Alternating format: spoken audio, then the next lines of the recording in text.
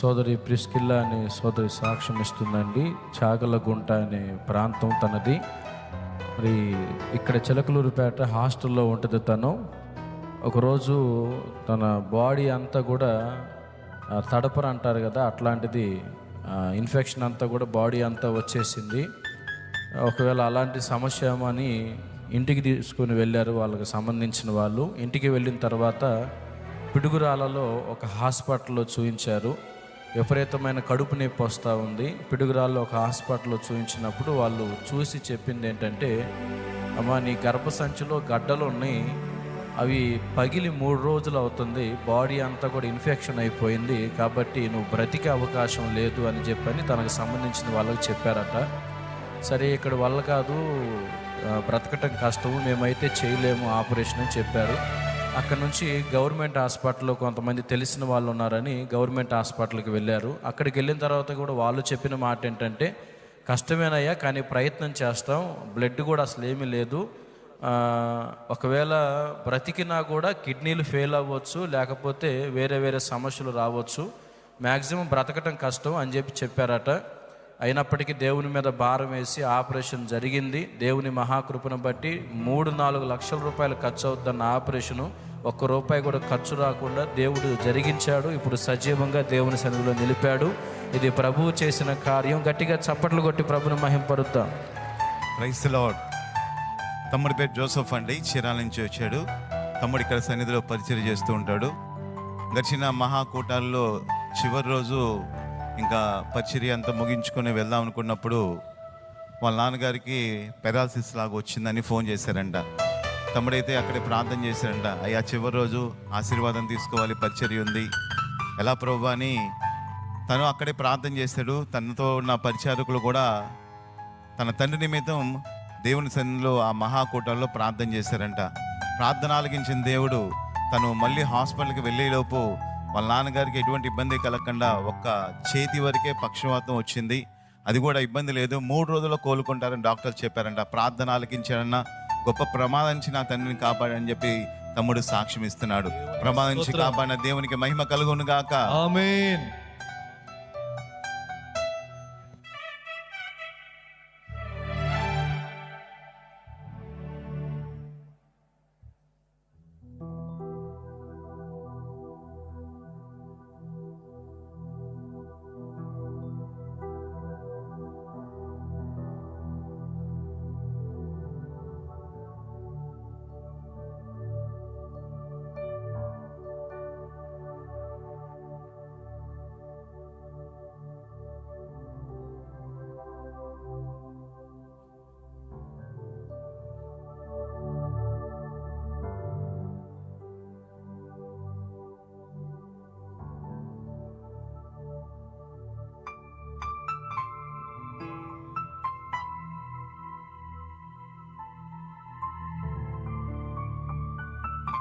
సాక్ష్యము చెప్పాలనుకునే వాళ్ళు త్వరపడి రావాలి.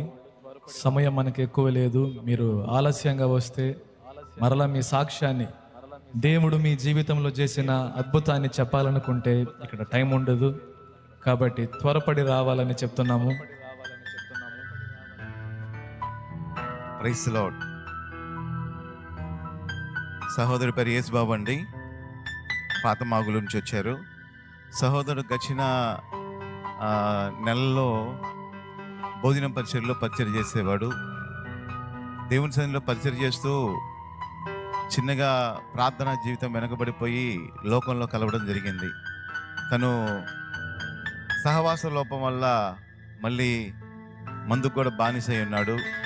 ఎన్నిసార్లు తన భార్య హెచ్చరించినా లోబలేని పరిస్థితి. గడిచిన జనవరి నెలలో తను వ్యాపారం చేసుకుని వస్తున్నప్పుడు ఒక యాక్సిడెంట్ జరిగింది. ఆ యాక్సిడెంట్లో సహోదరుడు 18 రోజులు కోమాలో ఉన్నాడు. 18 రోజులు కోమాలో ఉన్నాడు. డాక్టర్లు అయితే కనుక ఇంకా నీ భర్త బతకడమ్మా అని చెప్పి డిక్లేర్ చేసేశారు. 18 రోజులు పూర్తిగా కోమాలో ఉన్నాడు. తనకి ఎటువంటి ఏమీ లేని పరిస్థితి. కానీ సహోదరి విశ్వాసంతో దేవుని పాదాలు పట్టుకుందంట. ప్రభువా మా పాప దోషాలు క్షమించి ఒక్క అవకాశం ఇవ్వని తను, తన భార్య, తన కుటుంబ సభ్యులందరూ దేవుని సన్నిధిలో ప్రార్థన చేసినప్పుడు ప్రార్థన ఆలకించిన దేవుడు ఆ కోమా పరిస్థితి నుంచి విడుదల కలగజేసి సంపూర్ణంగా స్వస్థపరిచి సజీవ లెక్కలో ఉంచాడన్నా. దేవుడు నన్ను క్షమించాడు, మరలా ఒక జన్మనిచ్చాడని చెప్పి సహోదరుడు సాక్ష్యం ఇస్తున్నాడు. ప్రార్థన ఆలకించి స్వస్థపరిచి సజీవ లెక్కలో నడిపించిన దేవునికి మహిమ కలుగును గాక.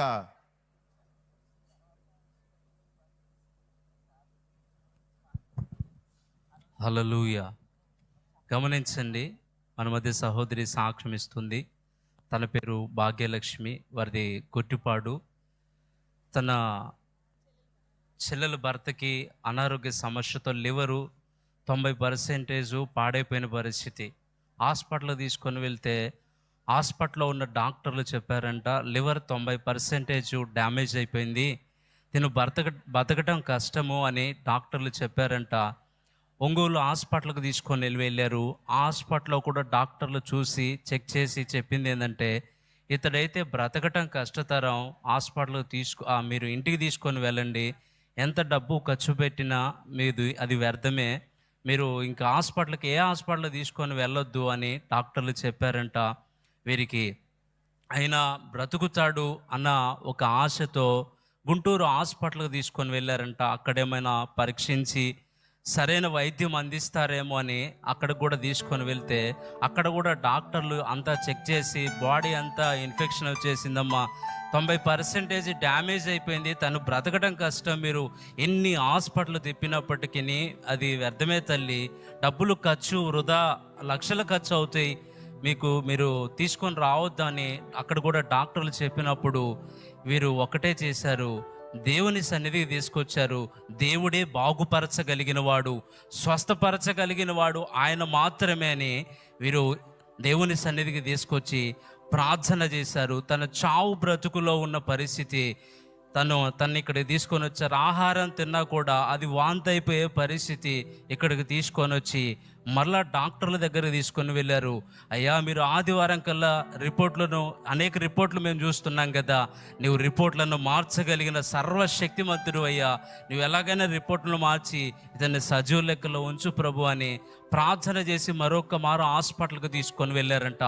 హాస్పిటల్కి తీసుకొని వెళితే డాక్టర్లు చెప్పింది ఏంటంటే, లివరు బాగుంది, తనకి డ్యామేజ్ ఏం కాలేదు అని డాక్టర్లు చెప్పారన్న. రిపోర్ట్లను మార్చిన దేవుడు సర్వశక్తిమంతుడు ఈరోజు సజీవ లెక్కలో ఉంచాడు, ఈరోజు ఆహారం తినగలుగుతున్నాడు అని సహోదరి సాక్ష్యం ఇస్తుంది. వారి పట్ల దేవుడు చేసిన కార్యాన్ని బట్టి చప్పట్లు కొట్టి దేవుని నామముని మహిమపరుద్దాం.